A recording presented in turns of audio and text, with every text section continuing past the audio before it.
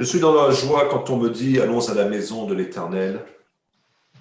Je suis dans la joie quand, Seigneur, oh Dieu, le dimanche arrive et que je peux venir te célébrer avec mes frères et sœurs. Et Seigneur, oh Dieu, cette joie vient encore m'accompagner toute la semaine, elle ne s'arrête pas au dimanche. Mais cette joie de t'avoir, Seigneur, oh Dieu, comme conseiller, cette joie de t'avoir comme celui qui dirige chacun de nos pas, cette joie vient remplir mon cœur, Seigneur Jésus.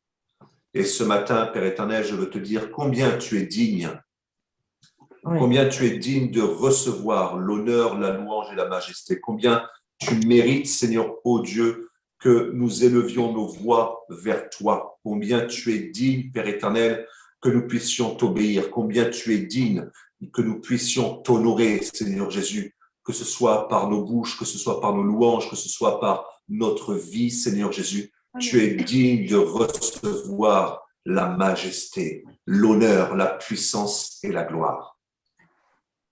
Seigneur, merci pour ces temps que tu nous donnes de vivre. Merci, Seigneur Dieu, pour les transformations qui sont opérées en chacun de nous. Merci, Seigneur Dieu, car c'est toi qui nous donnes de grandir en maturité. C'est toi, Seigneur, ô Dieu, qui nous fait la grâce. C'est en toi, Seigneur, c'est en toi que nous avons la grâce de devenir de vaillants héros. Amen. C'est en toi, Seigneur Jésus, que nous sommes victorieux. C'est en toi que nous sommes plus que vainqueurs. Oui. C'est en toi que nos forces sont restaurées. C'est en toi que nous sommes fortifiés. Oui, Seigneur, en toi, en ta parole. Lorsque je m'expose à ta parole, lorsque j'expose mon cœur, mon âme, mon esprit, mes pensées à ta parole, je m'expose à la vérité, je m'expose à ce que tu as fait, je m'expose à tes promesses. Amen. Et ces promesses-là, éternel Dieu de gloire, je veux m'en rappeler chaque jour, chaque instant de ma vie. Je veux pouvoir marcher sur tes promesses, car en marchant sur tes promesses, c'est alors que je te suis agréable. Amen. C'est alors que je te suis agréable, Seigneur. Tu nous dis que Enoch, éternel, Enoch te plaisait, Enoch t'a plu. Pourquoi? Parce que Enoch marchait par la foi. Oh Seigneur, combien nous avons besoin d'apprendre à te plaire. Combien nous avons besoin, Seigneur Jésus, de nous attacher fermement à tes promesses. Combien nous avons besoin de nous rappeler tout ce que tu as vécu pour nous, tout ce que tu as fait, Seigneur Jésus, et tout ce que tu as dit sur chacune de nos vies.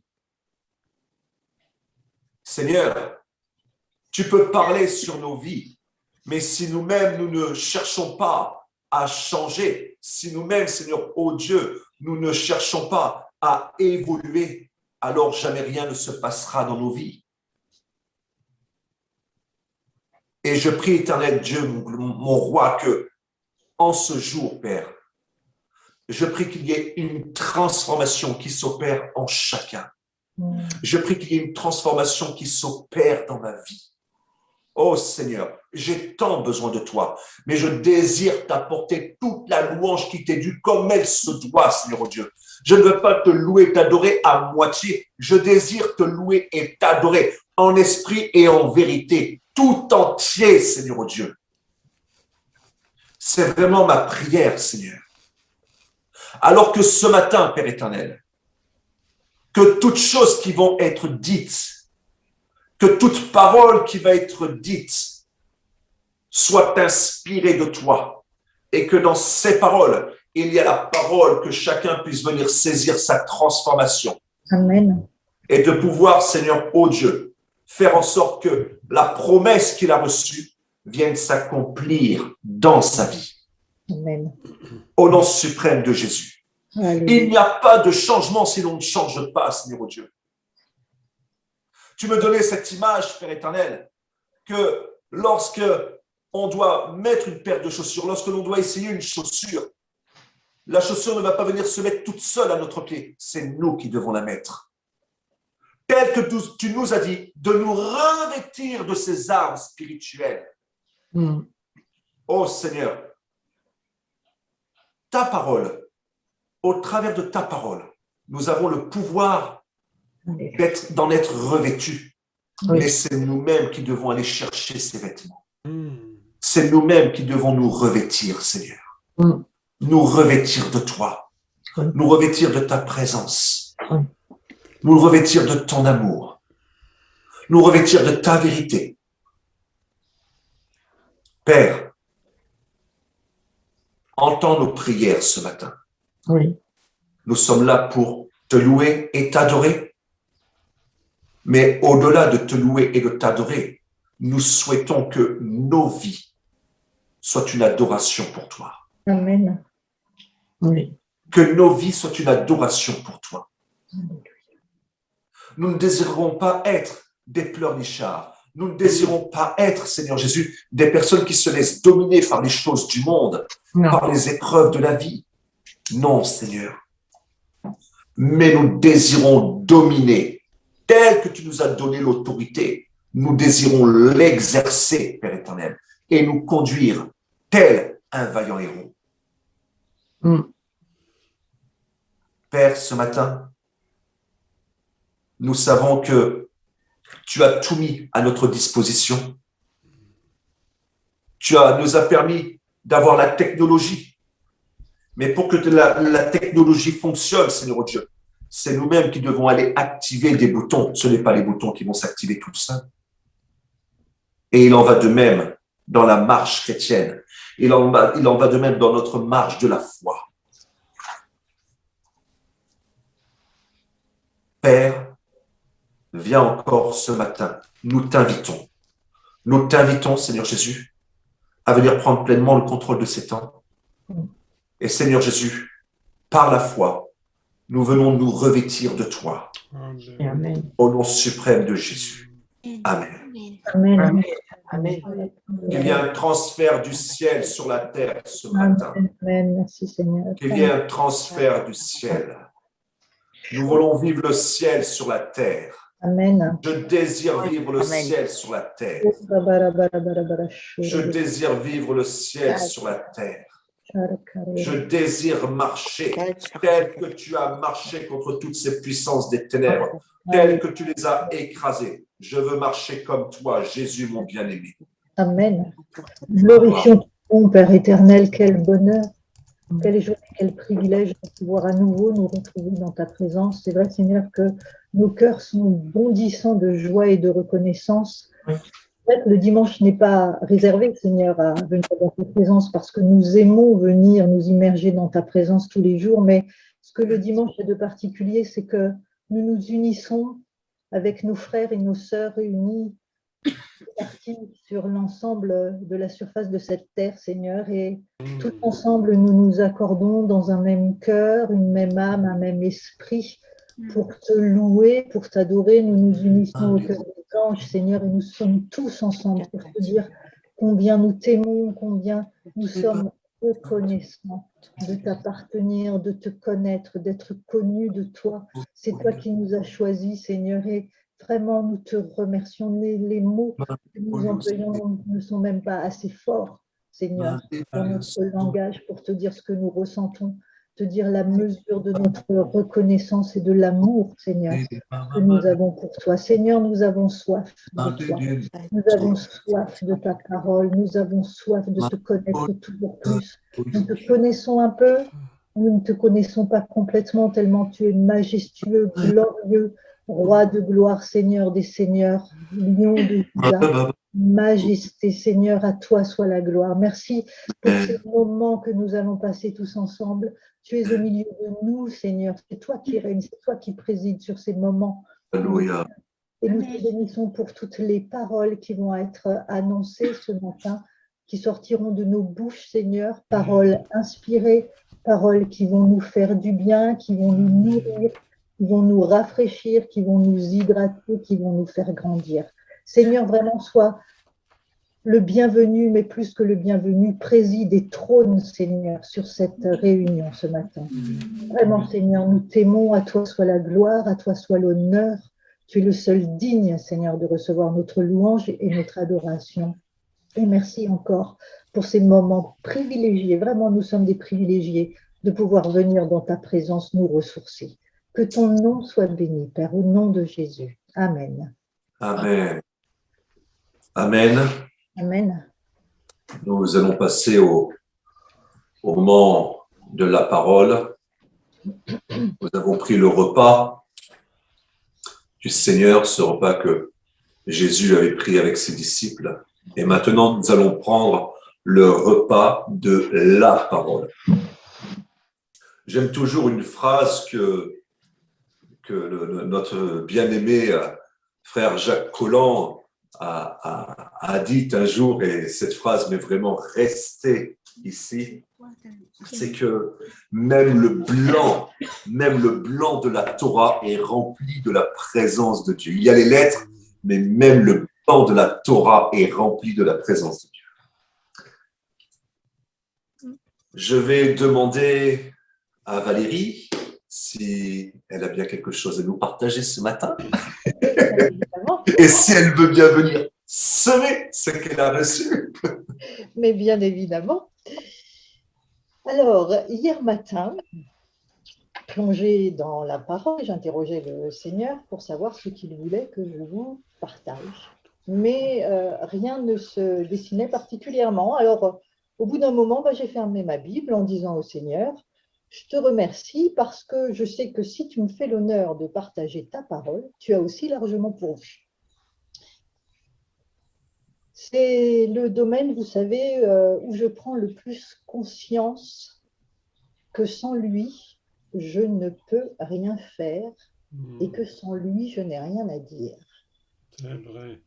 Je pourrais reprendre des anciens messages ou faire éventuellement le perroquet en reprenant des messages entendus et inspirés, mais mon désir est vraiment d'apporter une parole fraîchement reçue d'en haut pour nous dont nous avons besoin, spécialement nous qui sommes réunis là ce matin. Amen. Alors bon, je suis montée dans la douche, je ne sais pas pour vous, mais moi la douche est un haut lieu d'inspiration où souvent je chante en langue. Alors je me douchais. Et alors que je me rinçais les cheveux, je vous dis tout, je vous dis tout ce matin, je m'interrogeais sur le nombre de litres d'eau que j'étais en train d'utiliser et peut-être de gaspiller. Et vous imaginez bien qu'avec ma chevelure abondante, j'ai passé un certain nombre de litres d'eau pour me rincer les cheveux. Depuis quelques années, on est en train de se rendre compte que l'eau pourrait venir à manquer. Oui. L'eau est en train de devenir la ressource la plus rare et la plus précieuse de la Terre. Oui. Immensement abondante, l'eau est en fait une ressource menacée sur cette Terre. Alors que je regardais tous ces litres d'eau partir dans l'évacuation de la douche, m'est venue cette pensée que l'eau d'en haut, l'eau de la parole, est une ressource inépuisable.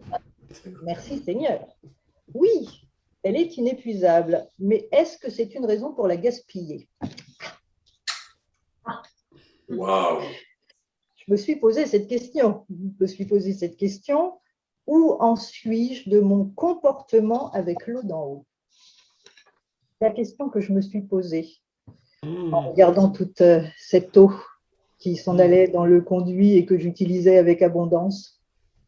Je vais faire quelques mots d'hébreu, Jacques, je suis contente que tu sois là. Tu vas voir comme je grandis. Alors, l'eau en hébreu se dit maïm. En hébreu, il y a donc le singulier, le pluriel, et alors en hébreu, ils ont une forme que nous n'avons pas qui s'appelle le duel, qui s'emploie uniquement pour des éléments qui fonctionnent par paire. Par exemple, les oreilles se disent, les oreilles on en a deux, ça fonctionne par paire. En hébreu, ça se dit oznaïm. Les yeux, on en a deux, pareil, ça fonctionne par paire. Enaïm. Les mains, yadaïm, et les pieds, regelaïm. Ainsi, maïm est une forme duel et qui nous confirme bien qu'il y a deux eaux, les eaux d'en haut et les eaux d'en bas, comme l'Éternel à la création. Nous le voyons dans le jour 2 de la création, dans Genèse 1, 6 et 7, quand l'Éternel sépare les eaux d'en haut et les eaux d'en bas. D'ailleurs, petite parenthèse en passant, vous savez que Jérusalem, en hébreu, se dit Yerushalayim, ce qui nous signifie, nous révèle et nous conforte, puisque nous le savons, qu'il y a deux Jérusalem, la Jérusalem céleste et la Jérusalem terrestre. Mais revenons à notre eau. Aujourd'hui, pour avoir de l'eau, on a juste à ouvrir le robinet et ça coule et ça coule et ça coule en abondance. Aucun effort à faire, seulement ouvrir le robinet. Et comme on croit qu'on n'en manquera jamais, on ne fait pas de réserve et on ne fait pas attention. Mais si un jour l'eau vient à manquer et qu'elle n'arrive plus jusqu'à nos robinets, qu'est-ce qu'on va faire? Ainsi en est-il de l'eau de la parole. L'eau de la vie, ressource inépuisable. Oui, ressource inépuisable, mais savons-nous puiser? Savons-nous puiser? Aujourd'hui, notre robinet, c'est Internet. On a juste à ouvrir Internet et on trouve la parole en abondance, même en surabondance. Merci Seigneur pour toute cette parole qui est apportée en abondance. Mais si un jour nous n'avons plus Internet, ou si tous ces messages inspirés sont interdits, supprimés, voire inaccessibles, comment allons-nous boire de cette eau dont Jésus nous dit, et Jésus dit à la Samaritaine, que si elle boit de cette eau, elle n'aura plus jamais soif. C'est vrai. Nous sommes dans des temps où il nous faut apprendre à puiser nous-mêmes, à aller nous-mêmes à la source et à faire des réserves. Amen, amen, amen. Il est dit de Samuel dans 1 Samuel 3 au verset 19 qu'Adonai était avec lui et qu'il ne laissait aucune de ses paroles tomber à terre. C'est la parole qui m'est venue alors que je regardais toute l'eau que j'utilisais dans la douche partir dans l'évacuation. Samuel gardait précieusement toutes les paroles d'Adonai. Il n'en laissait aucune tomber dans la terre. Il les repassait dans son cœur, tout comme Marie, quand Gabriel est venu lui annoncer qu'elle serait enceinte et donnerait naissance au Messie. Elle a reçu la parole et elle l'a gardée dans son cœur. Elle la repassait dans son cœur. Ces deux-là n'ont pas gaspillé la parole, ils l'ont gardée précieusement. Ce que je veux vous dire ce matin, c'est que si l'eau d'en bas est en train de devenir la ressource la plus rare et la plus précieuse de la terre, à combien plus forte raison devons-nous chérir l'eau d'en haut, la parole, le cadeau le plus précieux que nous avons à disposition et surtout, apprendre à puiser nous-mêmes cette eau pour le jour où les robinets d'Internet seront fermés. Parce qu'un jour, je pense que dans les temps dans lesquels nous sommes, on risque d'être privé de toute cette parole abondance. Il est donc temps de faire des réserves et d'apprendre à puiser nous-mêmes cette eau d'en haut. Alors, j'ai tout de même découvert qu'il y a deux manières de comprendre ce verset de Samuel. Quand je dis deux, il y a même, comme le disent les sages d'Israël, 70 manières, 70 façons d'interpréter un verset. Alors, j'ai regardé différentes versions. J'en ai découvert deux. 1 Samuel 3,19, donc la Bible juive dit « Shemuel », donc Samuel, grandissait, Adonai était avec lui et il ne laissait tomber aucune de ses paroles à terre. La version du rabbinat français, Sepharim, nous dit à peu près la même chose. Ainsi grandissait Samuel et l'Éternel était avec lui et il ne laissait tomber à terre aucune de ses prophéties. C'est à peu près la même chose. Mais voilà que dans la version Tob, nous avons un autre éclairage. Écoutez bien cette version. Samuel grandit, le Seigneur était avec lui et ne laissa sans effet aucune de ses paroles. Je relis. Samuel grandit, le Seigneur était avec lui et ne laissa sans effet aucune de ses paroles. Alors j'ai relu les autres. Shemuel grandissait, Adonai était avec lui et il ne laissait aucune de ses paroles tomber à terre. Alors je me suis dit, mais c'est qui il? C'est Adonai, c'est Shemuel, parce que selon la ponctuation, on ne nous dit pas la même chose. Mais qu'est-ce que je découvre en fait? Qu'est-ce qu'on découvre en fait au travers de ces deux traductions? Eh bien, je crois que ces deux traductions sont certainement bonnes et je crois que là, dans ces deux versets, en fait, dans ces deux manières de voir les choses, on fonctionne aussi par pair avec le Seigneur. J'ai envie de vous dire, nous sommes haïm, indissociables. Que sa volonté soit faite sur la terre comme au ciel. Le Seigneur nous parle, nous confie ses trésors et nous devons les chérir, les méditer, ne pas les gaspiller en les laissant s'échapper. Ça, c'est notre part. Oui. Et de son côté, le Seigneur féconde cette parole en nous afin qu'elle prenne vie. Il ne laisse sans effet aucune de ses paroles. Et en y réfléchissant, c'est exactement ce qui s'est passé pour Myriam, Marie, donc, visitée par Gabriel. Elle a reçu la parole. Elle ne l'a pas laissée tomber à terre, mais elle a repassé dans son cœur une parole fécondée, parce qu'Adonai ne laisse sans effet aucune de ses paroles. Amen. Alors, je vais terminer avec Ésaïe 55, qui va nous ramener dans la dimension de l'eau d'en haut et des merveilles qu'elle produit. Ésaïe 55, je vous laisse peut-être prendre votre Bible, et moi, je vais vous la lire dans la version du rabbinat français.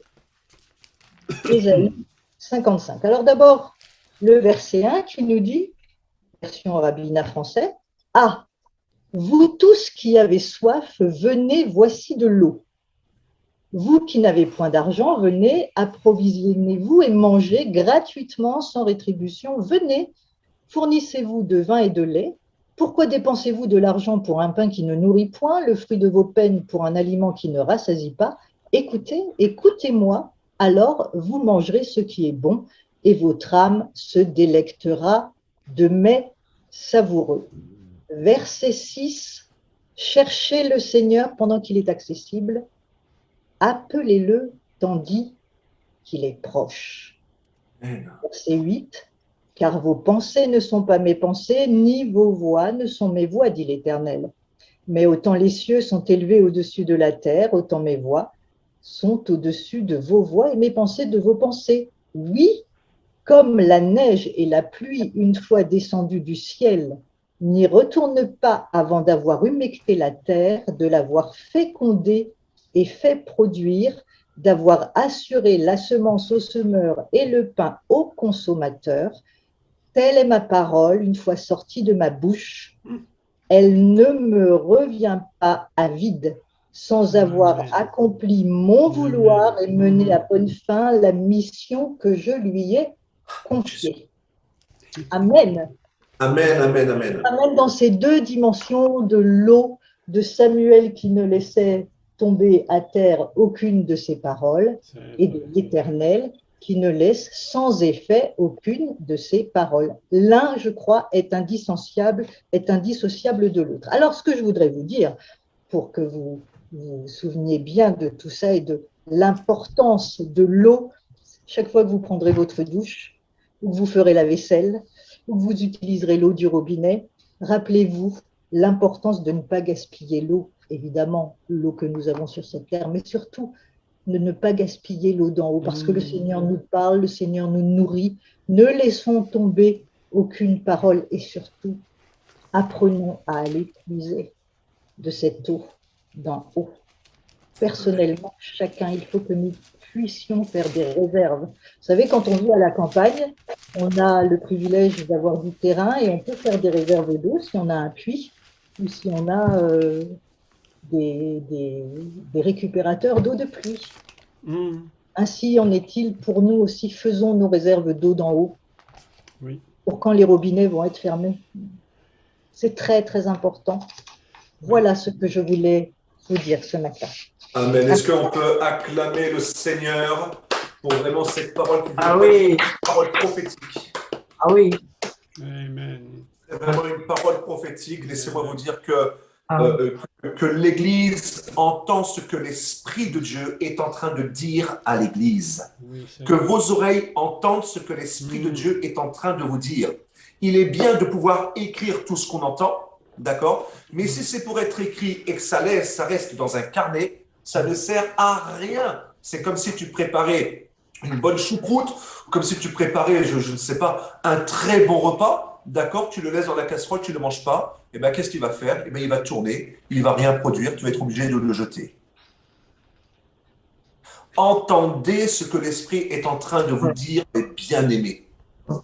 Alors, on va continuer de surfer sur cette vague parce que je ne sais pas pourquoi, mais je sens que notre frère bien-aimé Jacques Collant je le voyais en train de taper tout ça. J'ai fait non, là, le Seigneur est en train de lui parler. Et je vais te laisser la parole, mon frère Jacques.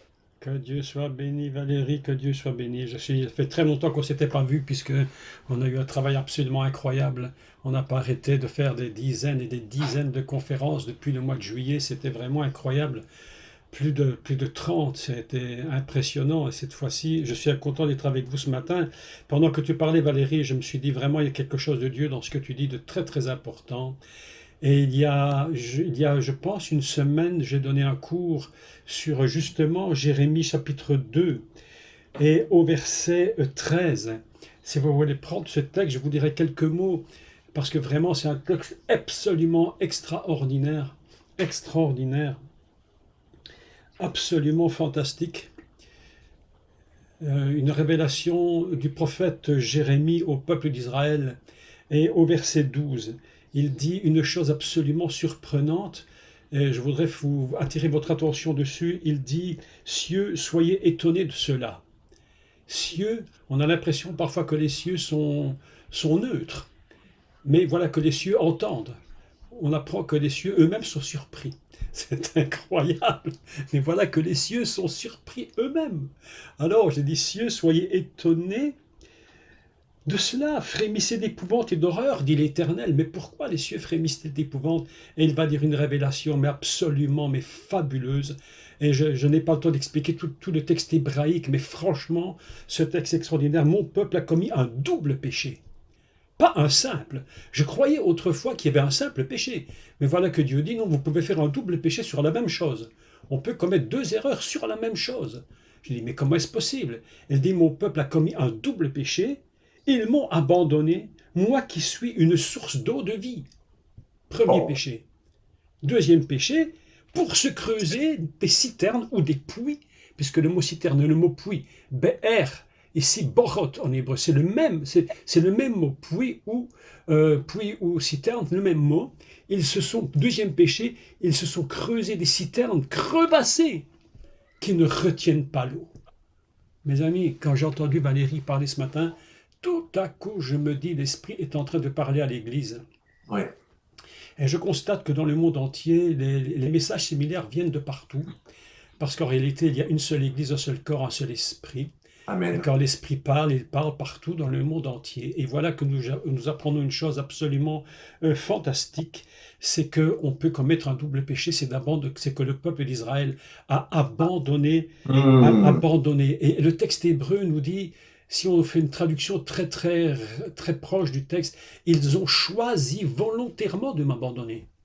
Ils ont pris une décision de m'abandonner, moi qui suis la source d'eau de la vie. Parce que de l'eau vive, quand on dit une source d'eau vive, la traduction me paraît un peu faible parce que de l'eau vive, vous allez à la montagne, il y a de l'eau qui coule, c'est de l'eau vive. Mais l'eau de la vie, c'est autre chose. On ne parle pas de l'eau, comme tu disais Valérie, ce n'est pas de l'eau qui coule d'une source ici-bas, c'est de l'eau qui coule d'une source d'en haut. C'est Chaim, c'est l'eau de vie, c'est Chaim Maïm, c'est l'eau de la vie, la double eau. Et il dit, ils ont crevé, et ça c'est le premier péché, c'est de m'abandonner volontairement. Deuxième péché, c'est de creuser des citernes, des puits, en se disant, vous savez, il faut toujours se rappeler que l'eau c'est la matrice. L'eau c'est la matrice. Sans eau, pas de matrice. Une matrice sans eau, c'est une matrice qui ne peut pas donner vie. Une femme qui perd les os avant d'avoir accouché, elle doit absolument se mettre dans une situation de repos, sinon l'enfant meurt. Donc la source, c'est la vie. Et c'est comme si Dieu avait dit au peuple d'Israël, vous avez bâti des citernes, c'est-à-dire des matrices, les vôtres à vous et non pas les miennes à moi. Et vos matrices, elles sont même incapables de retenir l'eau. Et je me suis dit, mais qu'est-ce que c'est cette histoire? Et ce matin, figurez-vous que ce matin, je vais vous dire quelque chose absolument... Ce matin, je me suis levé. Tout à coup, j'ai entendu le Saint-Esprit me parler d'une façon très simple. Vous savez, le Saint-Esprit nous parle de façon toujours très simple. Il faut avoir l'oreille attentive. Il ne faut pas toujours attendre. Dieu m'a dit, je ne sais pas ce qu'il t'a dit, mais en tout cas, il te dit souvent des choses beaucoup plus simplement, mais on ne fait pas attention. Ce matin, tout d'un coup, le Saint-Esprit me parle. Et j'entends le Saint-Esprit me dire, pourquoi tu as laissé tomber ma joie? Pourquoi tu n'as plus la joie dans mon service? Ce matin, le Seigneur me disait, à moi, qui enseigne mais des milliers d'heures, il me disait, la joie du Seigneur est ta force. J'ai l'impression d'avoir été une citerne avec une fuite, un puits avec une fuite, comme si j'avais laissé couler la joie. Et le Seigneur me disait ce matin, je veux que tu reprennes le ministère avec la joie. Non pas avec un fardeau, mais avec la joie. Parce que, alors évidemment, mais Valérie, ce texte, c'est absolument ce que tu as dit ce matin, c'est vraiment magnifique parce que c'est l'Esprit qui parle à l'Église. Pourquoi tu as laissé fuiter ta citerne? Tu fais une citerne et puis tu laisses couler la joie. Comment tu peux? Et reprends la joie. Serre-moi avec joie. Et alors, pendant que tu parlais, tout à coup, évidemment, mon esprit a fait tilt. Je suis reparti dans le texte et je lisais Néhémie chapitre 8, verset 10. La joie du Seigneur sera votre force. Votre force. Autrement dit, que cette joie soit gardée n'est possible que si nous sommes connectés à la citerne d'en haut, à la source originelle, à la source d'en haut, à l'eau d'en haut. La joie du Seigneur sera votre force. Et le texte est très surprenant parce que le texte dit Redvat. Redvat, c'est un mot hébreu qui signifie la joie, mais aussi plus que de la joie. Le mot signifie aussi allégresse. On pourrait faire une traduction différente, beaucoup plus puissante. L'allégresse du Seigneur. L'allégresse, c'est encore plus que de la joie, c'est une expression extrême de joie. L'allégresse du Seigneur sera votre ose, c'est-à-dire votre force. Mais le mot force, en hébreu, signifie également protection. Vous imaginez, protection, majesté, signifie aussi la gloire de Dieu. On pourrait donc traduire dans Néhémie 8, 10, la joie, l'allégresse du Seigneur sera votre protection. J'ai dit, et ce matin, le Seigneur m'a parlé simplement. Il m'a dit, je veux que tu me serves avec joie, parce que c'est là que tu vas retrouver la force. J'avais tellement eu l'impression ces derniers mois, ces derniers temps, j'étais si fatigué que ma joie, je perdais la joie. Je vous l'avoue franchement, je n'ai rien à cacher avec ça. J'ai l'impression que j'ai enseigné avec obligation.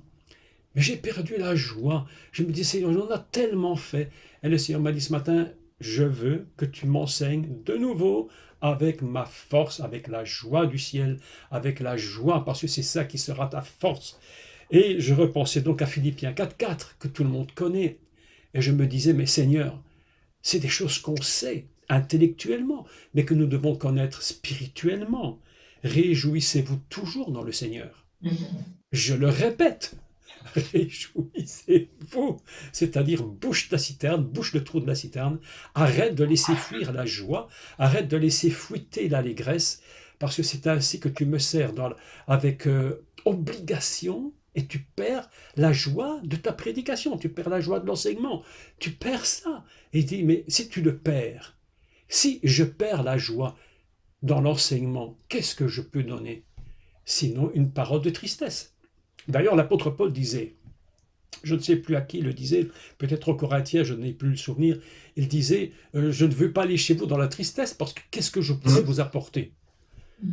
Alors Paul préfère se taire et dit, je resterai chez moi en attendant, jusqu'à ce que j'ai retrouvé la joie, et lorsque j'aurai trouvé de la joie, j'irai chez vous, afin de ne pas rajouter de la tristesse chez vous. Mes amis, je suis en train de... J'ai beaucoup aimé ce que Valérie a dit, parce que c'est vrai, nous avons peut-être pas construit des citernes crevassées, mais nous pouvons laisser fuiter, comme tu l'as dit, gaspiller une part de l'eau d'en haut, et sous toutes les formes possibles. Et je crois qu'on peut laisser fuiter la joie. On peut laisser couler la joie, et la tristesse vient en nous. C'est pourquoi, parce que vous savez, le vide n'existe pas. Le vide n'existe pas. Il faut toujours que quelque chose remplisse un réceptacle. même si le réceptacle n'a rien à l'intérieur, il y a au moins en lui de l'air. Au moins, il y a de l'air. Mais si nous laissons fuiter, si nous laissons les réceptacles vides, que va-t-il, qu'est-ce qu'on va pouvoir y mettre à la place? C'est pourquoi ce matin, je me suis dit la joie, réjouissez-vous toujours dans le Seigneur.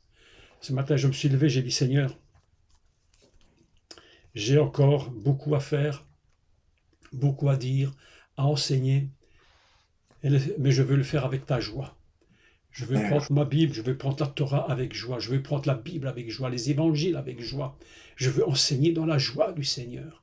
Je veux me réjouir chaque jour en toi, afin que cette joie ne coule pas et que je perde ainsi ta force et ta protection. Alors c'est ça simplement ce qui est venu à mon esprit pour vous parler en quelques mots ce matin. Mais je veux que l'allégresse de la parole puisse être communiquée à ceux qui parlent. L'allégresse, la joie du Seigneur. Dire Seigneur, il dit, ce que j'ai contre toi, c'est que tu as perdu ton premier amour. Mais le premier amour, c'était la joie. C'était la joie. Quand on aime quelqu'un la première fois, on a la joie de le voir. Si on le perd, c'est fini. Ça devient, vous savez, une perte. On a l'impression, parfois, les vieux couples, ils n'ont plus la joie. C'est devenu habituel, c'est devenu comme des amis. Non, la joie du Seigneur, le premier amour du Seigneur, c'est quand même la chose la plus fondamentale. Et ce matin, c'était ça que je voulais vous dire en quelques mots, c'est que mon esprit ressentait en moi, retrouve la joie de ma parole, enseigne avec joie, partage avec la joie qui est la mienne.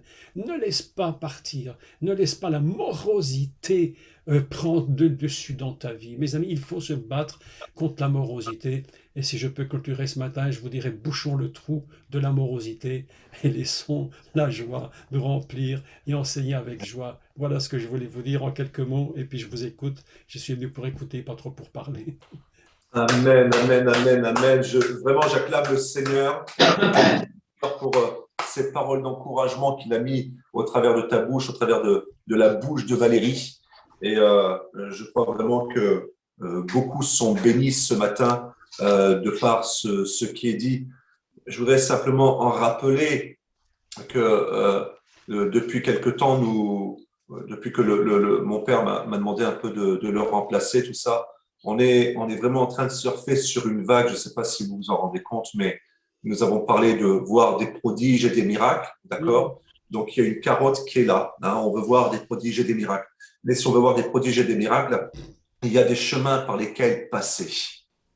Et dans ce que tu étais en train de dire, mon frère Jacques, il y a vraiment quelque chose que je suis en train à nouveau de redécouvrir. Tu vois, le Seigneur t'a parlé, mais le Seigneur est vraiment aussi, moi personnellement, en train de me parler. C'est que j'avais perdu, je sais qu'il y a une personne ici qui me connaît très bien, d'accord, avec qui je parle souvent de longues heures au téléphone, et je pense qu'elle-même ne pourra pas contredire ce que je veux dire, mais j'avais perdu l'amour d'apporter la parole. C'est vrai. D'accord, j'avais perdu cet amour-là de par un événement qui était arrivé, et puis voilà, comme disait notre bien-aimé Jean-Michel Michel Pett, l'important n'est pas de tomber, l'important c'est de se relever, d'accord? Alors oui, il faut savoir se relever, et je suis en train de redécouvrir la joie de pouvoir apporter de la semence, de pouvoir apporter la parole. C'est vrai. Et voyez-vous, quelquefois, j'ai vraiment fait cette prière au Seigneur. Je fais, Seigneur, si vraiment tu désires que je reprenne la parole, alors donne-moi la hardiesse de parler de toi. Et vraiment, cette hardiesse, c'est quelquefois, je ne vais pas prendre de gants pour dire les choses, parce qu'il faut vraiment que ça vienne faire un électrochoc. Et ce matin, je reçois un électrochoc de par ce que Valérie a apporté, de par ce que toi, tu viens d'apporter. Et je crois vraiment que le Saint-Esprit est en train de nous parler. La Bible et le Seigneur nous dit ceci, faites toutes choses comme pour le Seigneur. Faites toutes choses comme pour le Seigneur. Et voyez-vous, mon épouse me faisait remarquer que avant que j'ai l'opération, je commençais à rentrer du travail, j'étais en train de râler, tout ça. Et puis, elle m'a fait, mais chérie, est-ce que tu te rends compte que depuis quelque temps, tu es en train de râler par rapport au travail, alors que tu sais que c'est le Seigneur qui t'a ouvert les portes pour aller là-bas. Euh, euh, Voyez-vous, quelquefois, le Seigneur nous envoie dans un endroit, le Seigneur nous fait passer par un chemin, et on va râler parce qu'il y a des choses qui se passent sur notre lieu d'activité. D'accord? Et pourtant, le Seigneur nous expose à des choses de façon à ce que nous puissions grandir. mm, Un bébé ne va pas marcher, hop, du jour au lendemain, il ne va pas se mettre sur ses deux pieds. Il va commencer par avancer, on va dire, en se traînant au sol. Ensuite, il va commencer de s'asseoir, hop, et puis il va avancer en étant assis. Après, il va commencer à se mettre à quatre pattes, de quatre pattes. Ensuite, au bout d'un moment, il va essayer de marcher. Puis, je ne sais pas si vous avez remarqué, mais quand un bébé commence à vouloir marcher, qu'est-ce qu'il veut faire? Il veut de suite se mettre à courir. Il veut que ça aille très vite. C'est vrai. On veut toujours aller très vite avec ça. On voudrait que le Seigneur fasse toutes les choses très vite. Je ne veux pas m'écarter du sujet qui est apporté, mais il y a une chose qu'il ne faut pas oublier. C'est que si on veut aller trop vite, on se prépare mal. c'est qui est vrai. Mm, c'est vrai. On n'envoie pas un militaire sur le front en disant « Ouais, tu te dépêches ». Vous remarquerez que les unités spéciales, les forces spéciales, leur package est déjà prêt. Mm. Les sacs sont toujours prêts. Dès qu'ils ont une intervention à faire, le sac est toujours prêt. Le sac est toujours disponible avec des affaires de rechange, les armes, tout ça, tout ce qu'il y a, tout ce dont ils ont besoin pour livrer bataille, le sac est déjà prêt. Ce matin, je voudrais te dire, est-ce que ton sac est prêt pour accomplir l'œuvre à laquelle Dieu t'a appelé? Mm. Alors oui, qu'est-ce que tu fais de cette eau que tu reçois dans chacune des réunions auxquelles tu assistes? Qu'est-ce que tu fais de l'eau que tu reçois? Est-ce que cette eau, tu vas à nouveau la boire? Est-ce que tu t'arrêtes sur cette eau durant la semaine et tu travailles et tu la filtres? Et tu la filtres. Vous voyez, quand je parle de l'eau, je vois des filtres et tu la filtres. Tu la filtres pour savoir réellement ce que le Seigneur veut t'enseigner. Ou alors, est-ce que tu la bois à grosse gorgée? Et puis voilà, tu as bu. Tu es désoiffé. À l'instant T, tu es désoiffé. Tu n'as plus soif. Mais dans la semaine, qu'est-ce que tu vas faire? Il va falloir que tu ailles repuiser de l'eau parce que tu as soif. Il est important de savoir aller puiser dans la parole. On ne va pas toujours mâcher le travail. On vous donne des indices. Ces indices, c'est à vous ensuite d'aller méditer, d'aller creuser dans la parole. Pourquoi? Parce que le but n'est pas de faire des assistés. Le but est de faire des vaillants héros. Mm. Alors, c'est vraiment un passage qui me marque. C'est lorsqu'il est dit dans Jean 4, verset 32, Jésus dit « Je mange une nourriture que vous ne connaissez pas, c'est celle de faire la volonté de mon Père.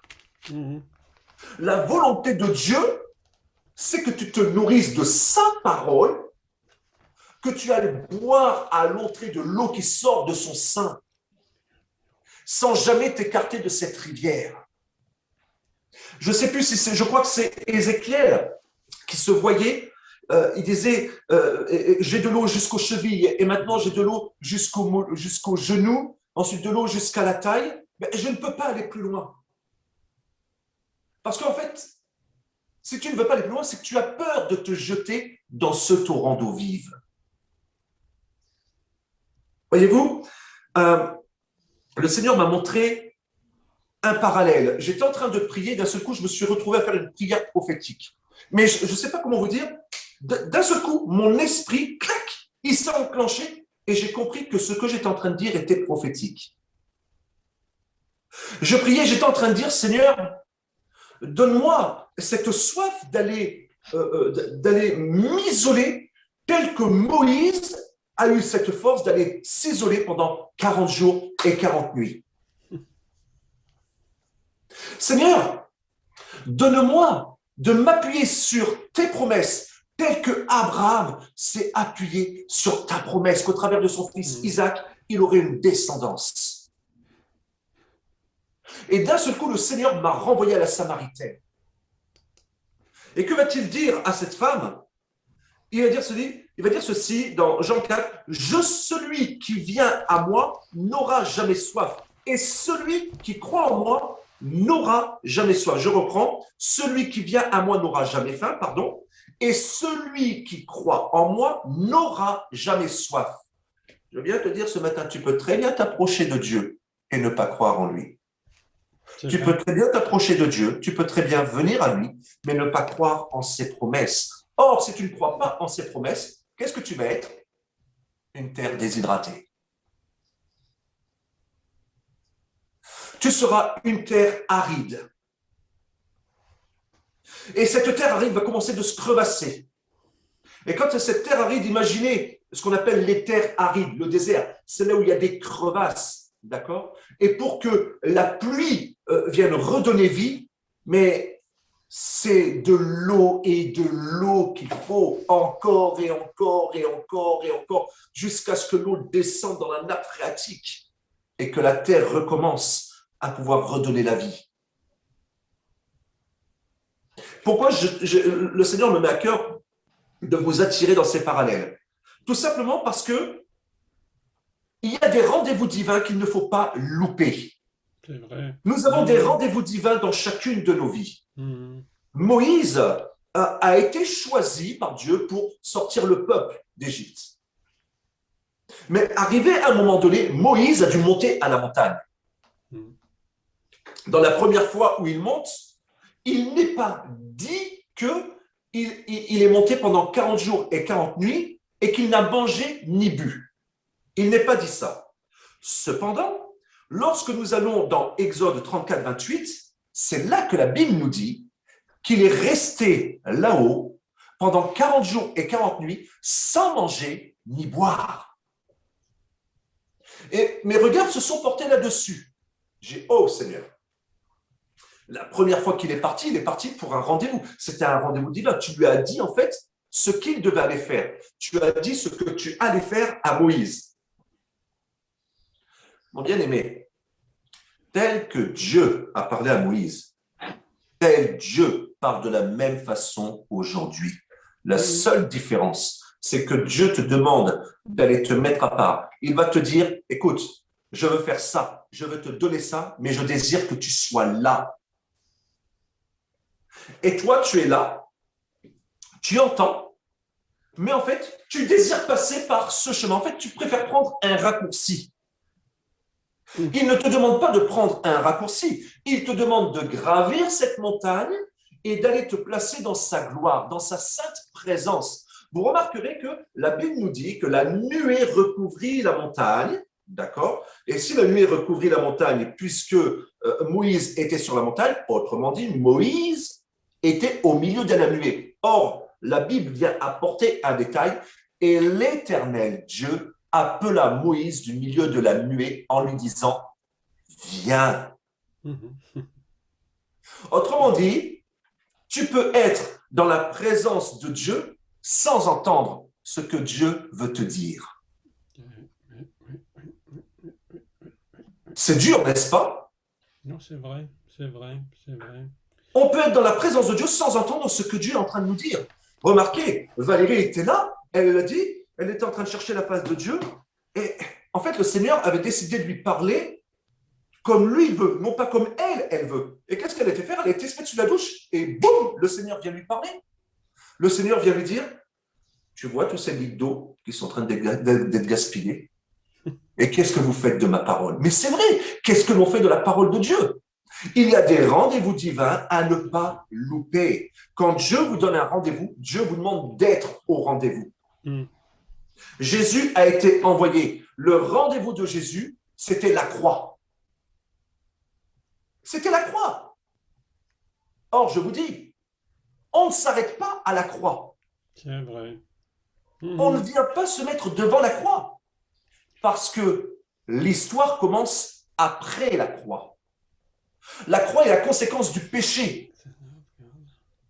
La croix est la conséquence du péché. Dieu ne te demande pas de rester là à la croix, de rester là à regarder la croix. Lorsque tu regardes la croix, tu vois la conséquence du péché. Il a tout pris sur lui. Amen.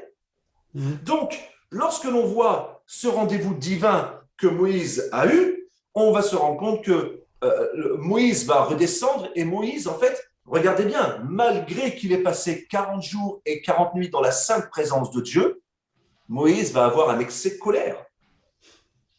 Je ne suis pas là en train de pointer du doigt Moïse, mais je viens te dire ceci. Il y a des rendez-vous, d'accord, mais il y a des rendez-vous pour recevoir, mais il y a des rendez-vous de transformation. Lorsque Moïse va descendre, il va voir le peuple qui s'est livré, d'accord, il va prendre les tables de pierre qui ont été taillées par la main de Dieu, quelque chose de sacré. Il va prendre ces pierres et il va les balancer au sol et les casser. Et ensuite, que va-t-il se produire? Lorsque l'on retourne dans Exode 34 verset 28, on se rend compte que cette fois, Dieu dit à Moïse, je paraphrase, l'étape que tu as cassée là, l'étape que moi j'avais fait, que toi tu as cassé. Il est en train de lui dire, en fait, ton caractère là, ton caractère, d'accord? Moi, ce que j'avais fait, ce que j'avais résolu de faire et que toi tu as cassé, là maintenant, c'est toi qui vas aller tailler les pierres. Mais regardez bien, il va devoir monter sur la montagne avec les pierres. Autrement dit, le fardeau. Ça ne va pas être facile de monter. C'est une image que je suis en train de vous donner, mais imaginez-vous avec cette table de pierre, d'accord? Je ne sais pas les mesures qu'elles avaient, mais imaginez-vous Moïse qui est en train de monter à la montagne avec cette table de pierre. Alors oui, en effet, en montant à la montagne avec les tables de pierre, ah ben là, c'est sûr qu'il ne pouvait pas prendre de la réserve pour manger. Parce que ça allait encore peut-être plus l'alourdir, je ne sais pas. D'accord? Cependant, il va monter. Il va aller dans la présence de Dieu pendant 40 jours et 40 nuits. Et que va-t-il faire? En fait, il va comprendre que son excès de colère, Dieu ne peut pas travailler avec lui s'il a encore cette colère. Donc, qu'est-ce qu'il va faire? Il va décider de rentrer, on va dire, dans le jeûne et la prière, on peut dire ça, hein. C'est vraiment une petite parenthèse que je viens vous mettre pour vous donner une petite image. Il va rentrer dans le jeûne et la prière, dans la présence de Dieu. Mais regardez bien que lorsqu'il redescend, il n'est plus le même. Son visage n'est plus le même. C'est la raison pour laquelle je vous dis qu'il y a des rendez-vous qui transforment. Seulement, saurez-vous discerner ces rendez-vous divins dans lesquels le Seigneur désire vous transformer. Tout simplement. Il désire nous transformer. Et ce rendez-vous divin, c'est quoi? Qu'est-ce qui vient nous transformer?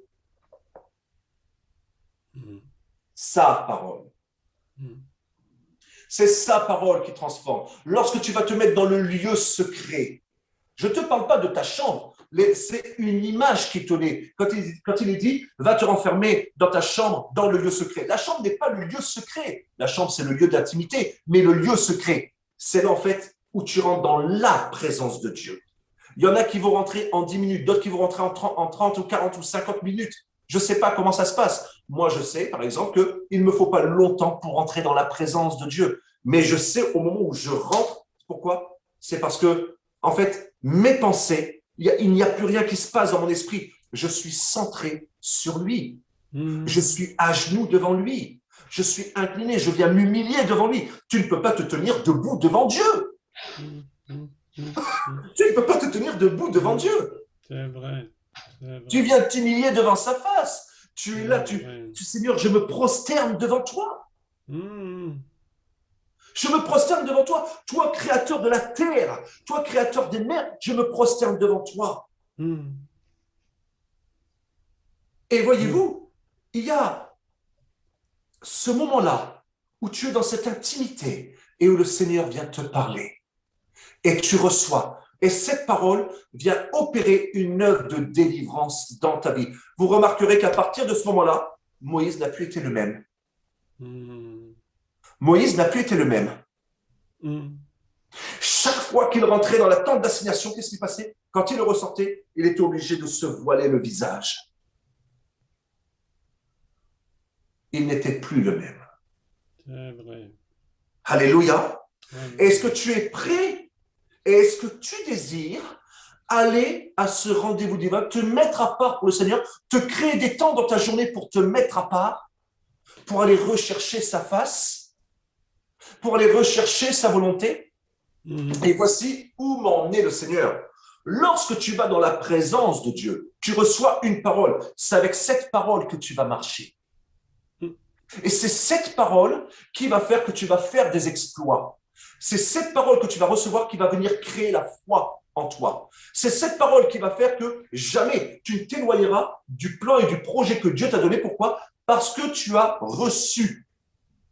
reçu une sainte convocation. Je t'attends là-bas. Voici là où tu vas passer. Voici ce que tu vas faire. Et tu marches avec cette parole. Et rien ne pourra venir te faire douter de cette parole. Mais bien aimé, lorsque nous allons maintenant dans le livre de la Genèse, nous avons l'histoire d'Abraham. Et vraiment là, c'est vraiment une lecture que j'aimerais que nous puissions faire dans le livre de la Genèse au verset 22. Voici ce que la parole de Dieu nous dit à partir du verset 1.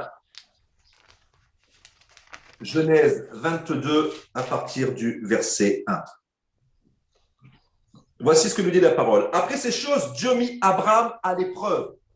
Après ces choses, Dieu mit Abraham à l'épreuve. Dieu te mettra toujours à l'épreuve pour savoir si tu lui fais confiance. Dieu te mettra toujours à l'épreuve pour savoir si tu marches sur sa parole. C'est vrai. Jésus, le Fils de Dieu, a été mis à l'épreuve dans le désert. C'est vrai.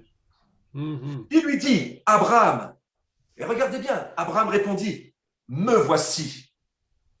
Est-ce que lorsque Dieu t'appelle, est-ce que tu dis me voici ou est-ce que tu dis excuse-moi Seigneur, là j'ai pas trop de temps, j'ai un plat à préparer, oh excuse-moi Seigneur, là j'ai un rendez-vous important.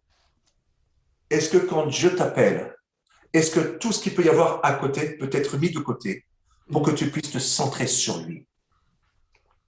Voici ce qu'il nous dit. Me voici, Dieu dit, prends ton fils. Et regardez bien, il précise, prends ton fils, ton unique. Prends ton fils, ton unique. Il est en train d'enfoncer le clou là. Il est en train d'enfoncer le clou dans le cœur. Prends ton fils, ton unique, celui que tu aimes. Ton fils, ton unique, celui que tu aimes. Isaac, celui que tu aimes. Isaac, va-t'en au pays de Moridja.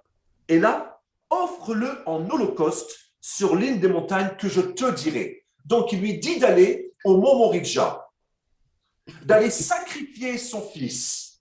D'accord? Mais regardez bien, il lui donne la direction, mais il ne lui dit pas exactement où. La Bible nous dit ceci, Abraham se leva de bon matin, sella son âne, et prit avec lui 2 serviteurs et son fils Isaac. Il fendit du bois pour l'holocauste et partit pour aller au lieu que Dieu lui avait dit. Le 3e jour, moi j'aime beaucoup ce chiffre 3 là. Le 3e jour, Abraham, levant les yeux, vit le lieu de loin. Abraham, levant les yeux, vit le lieu de loin. En fait, c'est là qu'il a discerné, là où Dieu l'attendait. Regardez bien. Et Abraham dit à ses serviteurs, restez ici avec l'âne. Moi et le jeune homme, nous irons jusque-là pour adorer et nous reviendrons auprès de vous. Bien aimé, je suis en train de vous dire que ce qu'est en train de dire Abraham à ce moment-là, nous irons adorer. L'adoration est un sacrifice. Ça, c'est vrai. C'est vrai. L'adoration est un sacrifice. C'est vrai. La vraie adoration, c'est un sacrifice. C'est vrai. C'est vrai. Regardez bien ce qu'il est dit. Moi et le jeune homme, nous irons jusque-là. Il ne dit pas pourquoi il va le faire. Nous irons jusque-là pour adorer. Nous reviendrons auprès de vous. Et le Seigneur lui dit, va sacrifier ton fils. Offre-moi ton fils en sacrifice. Et Moïse est en train et Abraham est en train de dire, moi et l'enfant, nous irons adorer. Vous remarquerez que lorsque tu fais un sacrifice, Lorsque Dieu te demande un sacrifice, c'est entre toi et ton Dieu. Le monde n'a pas besoin d'être au courant. Ce qui est vrai. C'est une intimité. C'est entre lui et toi. C'est toi et lui que cela regarde. Je ne sais plus comment c'est dit que ta main gauche ou ta main droite ne sache pas ce que fait ton autre main, en fait. D'accord? On n'a pas besoin de crier sur tous les toits ce que l'on fait. Il faut savoir rester humble aussi. Rester dans le secret. Il y a des choses secrètes que l'on fait avec le Seigneur. Regardez bien ce que la parole de Dieu nous dit. Et c'est là que mes yeux se sont portés. Abraham prit le bois pour l'Holocauste, le chargea sur son fils Isaac. Regardez bien la suite. Et porta dans sa main le feu et le couteau. Tiens, non. Non, mais, excuse-moi. Il est vache quand même, Abraham. Hein? Il fait porter le bois à son gamin. Et lui, il prend simplement la braise et le couteau. Il aurait très bien pu prendre le bourricot, mettre le bois sur le bourricot, prendre l'enfant et le mettre sur le bourricot, et puis lui, il prenait la cendre et le couteau, et puis ils allaient monter. Il n'a rien laissé venir se mettre entre ce que Dieu lui avait demandé et le sacrifice qu'il s'apprêtait à faire. Il n'a rien laissé, il n'a pas pris le bourricot. C'est lui et son fils qui allaient se retrouver là-haut. Je vais te dire quelque chose, et ça c'est vraiment le Seigneur qui m'a révélé ça. Dans ces rendez-vous, je suis en train de vous faire un parallèle avec donc, ce que Jésus dit. Jésus dit, je mange une nourriture que vous ne connaissez pas, c'est de faire la volonté de mon Père. D'accord? Si tu veux commencer de faire la volonté de ton Père qui est dans les cieux, celui auprès de qui tu es devenu héritier et co-héritier, tu devras apprendre à aller à ces rendez-vous divins dans lesquels il t'appelle. Deuxièmement, tu devras apprendre à obéir à ce qu'il te demande de faire, quoi qu'il t'en coûte. Et Abraham, en fait, lorsque l'on va lire plus loin, on va se rendre compte que l'obéissance d'Abraham a provoqué le surnaturel divin à venir se manifester. En fait, ce rendez-vous dans lequel il est parti, l'obéissance qu'il avait, lorsqu'il est arrivé, qu'il a commencé d'installer le bûcher, il a mis sur son fils, installé son fils, il l'a lié, il s'apprêtait à prendre le couteau et à faire le sacrifice. Un ange apparaît. Regardez bien ce qui est écrit. On va lire à partir du verset 28. Abraham répondit, mon fils, Dieu se pourvoira lui-même de l'agneau pour l'Holocauste. Parce que le fils est en train de lui dire, Père, on est en train de monter, mais où est le bouc? Même l'enfant ne sait pas ce qui va lui arriver. Je veux dire chose qui est normale, parce que je pense que l'enfant n'aurait pas voulu monter. Ils marchèrent tous deux ensemble. Et là, je viens apporter tirer une petite sonnette. Ils marchèrent tous les deux ensemble. Tous les deux. Lorsqu'ils furent arrivés au lieu que Dieu lui avait promis, Abraham y éleva un autel et rangea le bois. Il lia son fils Isaac et le mit sur l'autel par-dessus le bois. Puis Abraham étendit la main et prit le couteau pour égorger son fils. Alors l'ange de l'Éternel l'appela des cieux et dit, Abraham, Abraham. Et il répondit, me voici. L'ange dit, n'avance pas ta main sur l'enfant et ne lui fais rien, car je sais maintenant que tu crains Dieu et que tu n'as pas refusé ton fils, ton unique. Abraham leva les yeux et vit derrière lui un bélier retenu dans un buisson par les cornes. Il lui dit, je sais maintenant que tu crains Dieu. L'obéissance à Dieu est un signe de crainte. Tu crains Dieu, tu dis que tu aimes Dieu, il faut savoir lui obéir. Et que va nous dire la parole dans Hébreux au chapitre 11, verset 17? Regardez, et je dis à mon épouse, en fait, Abraham était en avance sur son temps. Abraham était en avance sur son temps. Hébreux 11, verset 17. Je lis la parole. C'est par la foi qu'Abraham offrit Isaac lorsqu'il fut mis à l'épreuve et qu'il offrit son fils unique. lui qui avait reçu les promesses, écoutez bien, lui qui avait reçu les promesses et à qui il avait été dit, en Isaac, tu auras une postérité appelée de ton nom. Nous sommes la postérité d'Abraham. Écoutez bien, il pensait que Dieu est puissant même pour ressusciter les morts. Et là, d'un seul coup, je dis, waouh, attends. De toute l'histoire, là, du début de la Genèse, c'est la première fois qu'un homme pouvait penser que Dieu était capable de ressusciter les morts. Abraham était en avance sur son temps. Mais voyez-vous, il a plu à Dieu, il s'appuyait sur les promesses. J'aimerais te dire, toutes tes promesses sont ici, mais qu'est-ce que tu fais de ces promesses? Est-ce que tu marches avec tes promesses? Alors, si tu marches avec les promesses, je peux te dire une chose, tu vas plaire à Dieu. Tu vas plaire à Dieu. Et lorsque tu es dans une épreuve, sache que Dieu te met à l'épreuve aussi pour voir si tu es capable de lui obéir, pour voir si tu es capable de faire sa volonté. Parce que faire la volonté de Dieu, nous pouvons le faire dans la chair, comme a fait Moïse tout au début. Il est monté, hop, il est allé sur la colline, tout ça, il est redescendu, il a pété un plomb, il a cassé les tables, d'accord? Il est obligé d'y remonter. Mais cette fois, il est obligé de vivre la transformation, la métamorphose. Est-ce qu'il y a quelque chose dans ta vie que tu dois laisser? Est-ce qu'il y a-t-il un caractère que tu dois laisser?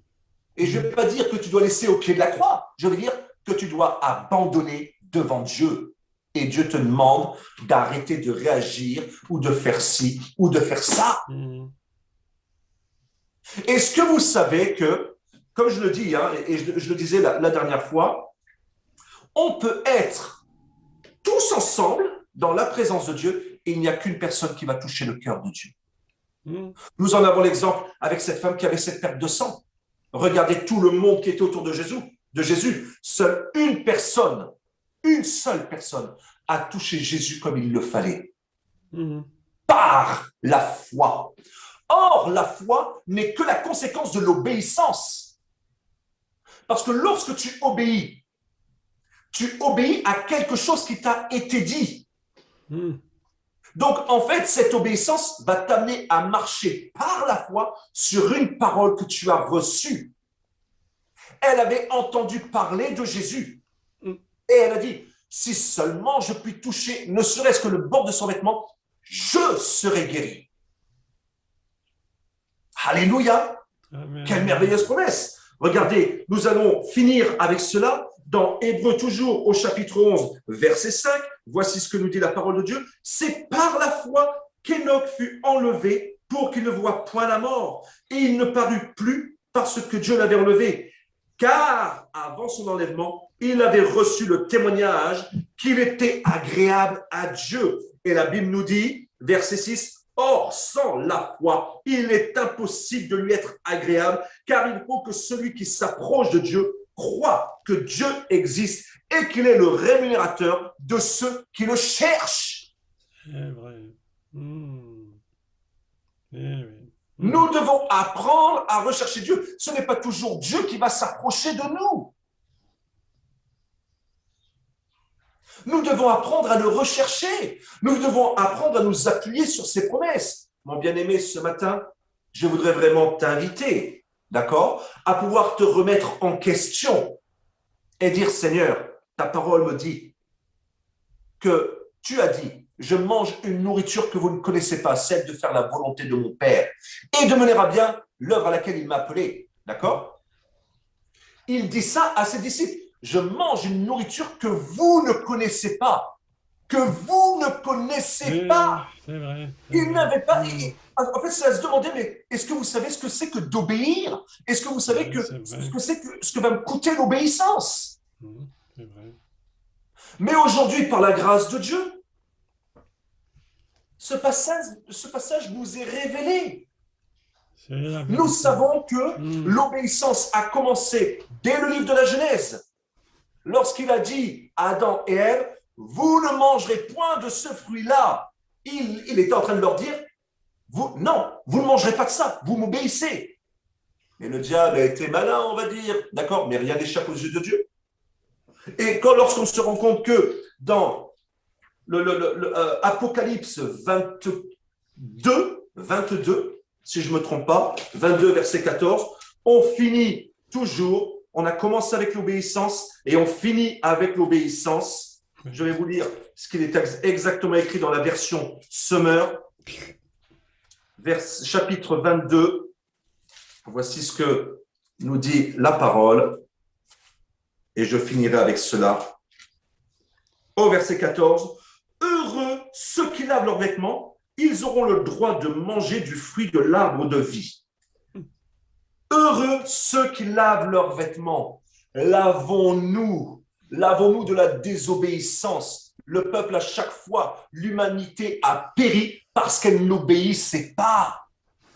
Lorsqu'il y a eu le déluge est arrivé parce que c'était un peuple rebelle, il n'obéissait pas. Est-ce que tu sais que la désobéissance est un signe de rébellion? C'est un signe d'orgueil. Et la parole de Dieu nous dit que Dieu résiste aux orgueilleux, mais il fait grâce aux humbles. Bien-aimés, nous voulons vivre le surnaturel. Nous voulons vivre la transformation dans tout notre être. Alors, nous devons apprendre à obéir à Dieu. Vous remarquerez, et je finis avec ceci, il est dit, revêtez-vous des armes spirituelles. Il n'est pas dit, Dieu vous revêt. Non, lui, il a tout donné, il a tout fait, il a tout accompli. Maintenant, c'est à nous d'aller nous revêtir, et je vais dire ceci, de l'esprit de l'obéissance. Car avec l'obéissance, nous ferons des exploits. L'obéissance nous amène à marcher avec foi. L'obéissance nous amène à voir des signes et des prodiges miraculeux tels que ce bouc est apparu comme ça du jour au lendemain. Vous voulez encore un autre lien avec le Nouveau Testament? Lorsqu'il a dit à ses disciples, ne partez pas, restez à Jérusalem, attendez-moi. Ils ont attendu, ils ont reçu le Saint-Esprit. C'est à partir de ce moment-là qu'ils ont accompli des prodiges et des miracles. C'est à partir de ce moment-là que l'ombre de Pierre passait sur les malades et que même son nom guérissait les malades. L'obéissance vaut mieux que tous les sacrifices. L'obéissance vaut mieux que tous les sacrifices. Mais bien aimés, dans le Seigneur, apprenons à ne pas gaspiller, l'eau de la parole que nous avons et tendons et cherchons à la mettre en pratique afin d'être des créatures, merveilleuses, des créatures qui plaisent à Dieu, mais d'être aussi de vaillants héros. Parce que dans le chapitre d'Hébreux, au verset 11, on nous parle des héros de la foi, ceux qui ont obéi et qui ont marché avec la parole de Dieu. Je viens te dire, que fais-tu des paroles que tu entends ce matin? Que vas-tu en faire? Est-ce que tu vas aller chercher à aller boucher les trous afin que ta citerne reste pleine et que ta citerne ne soit pas crevassée? Est-ce qu'il y a un caractère en toi qui vient être une brèche et qui te fait perdre l'eau que tu reçois de Dieu? La seule façon pour toi de pouvoir venir colmater cette brèche, c'est de lui obéir. C'est vrai. Et d'aller dans sa sainte présence. Amen. Amen. Amen. Amen. Amen. J'espère que vous avez été bénis. D'accord? Et vraiment, il est 12:02. On ne peut pas finir tout ce que nous avons reçu sans venir s'humilier devant la face de Dieu. Et je vais inviter chacun de vous à venir s'humilier. Vous pouvez garder vos micros mutés si vous voulez, à venir s'humilier devant la face de Dieu. D'accord? C'est entre vous et Dieu. Seigneur, peut-être que je n'ai pas su t'obéir à ce moment-là, c'est vrai. Je viens te demander pardon. Je viens te demander pardon de ne pas avoir cherché à colmater les fuites qu'il pouvait y avoir dans ma vie. Je viens te demander pardon pour la joie que j'avais perdue. Je viens te demander pardon parce que c'est vrai, sur mon lieu de travail, je commençais à râler, tout ça. Je te demande pardon, Seigneur. Ta parole me dit que tout lieu que fout la plante de mes pieds, est soumis à ton autorité. Mais comment ce lieu peut être soumis à ton autorité si moi-même, je ne te suis pas soumis? Amen. Je vous invite à vous placer devant le Seigneur. Excellent Père de grâce,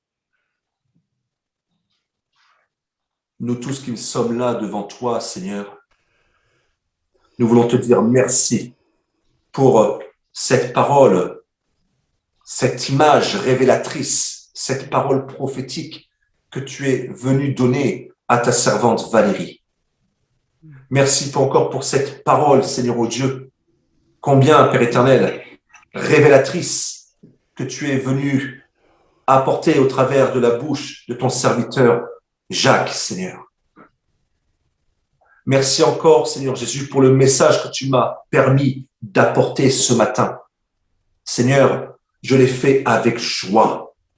Et c'est vrai que lorsque nous t'obéissons, nous connaissons cette vraie joie, cette joie qu'il y a en Christ. Ta parole nous dit qu'il y a plus de joie à donner qu'à recevoir. Seigneur, combien je suis heureux ce matin. Et combien nous sommes heureux de pouvoir nous bénir mutuellement par ces enseignements, par ces paroles que tu es en train de donner, que tu es en train de nous donner. Et je prie, mon Dieu, mon roi, que ces paroles ne restent pas là sans produire du fruit en nous.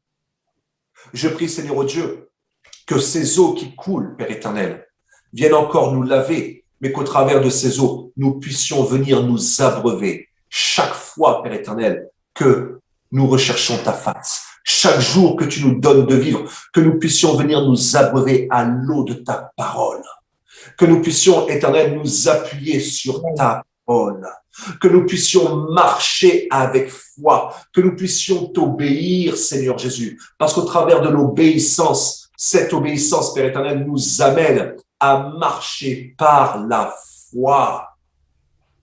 Tu nous as dit que tous les jours, tu es avec nous. Jamais tu ne nous abandonneras, Seigneur Dieu. Oh, excellent Père de grâce. Il n'y a pas une journée où ton regard n'est pas posé sur nous. Il n'y a pas une seconde qui passe sans que tes yeux ne soient rivés sur nous. Ma prière éternelle, c'est que au travers de notre vie, je prie que nous te soyons agréables. Oui, Seigneur, au travers de notre obéissance, que nous te soyons agréables, au travers de la foi, que nous te soyons agréables, Seigneur Jésus.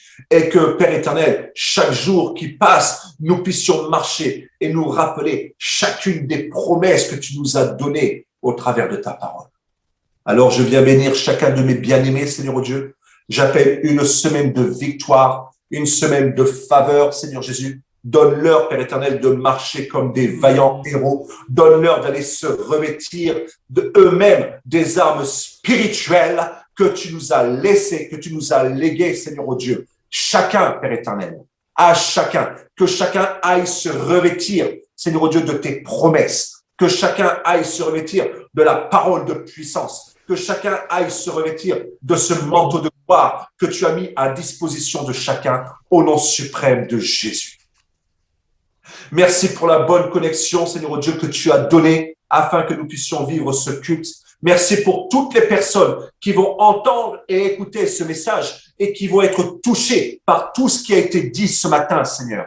Merci pour cette parole qui va venir porter du fruit, cette semence qui a été lancée, cette semence qui est lancée sur YouTube. Je prie au Dieu qu'elle vienne toucher des âmes, Père, au nom de Jésus. Merci, Seigneur Dieu, parce que nous croyons que tu étends l'espace de notre temps, de notre tente. Tu élargis l'espace de notre tente. Tu tends nos cordages, Seigneur Dieu. Tu as fermé nos pieux et nous affermis sur nos pieux au travers de ta parole, au nom de Jésus.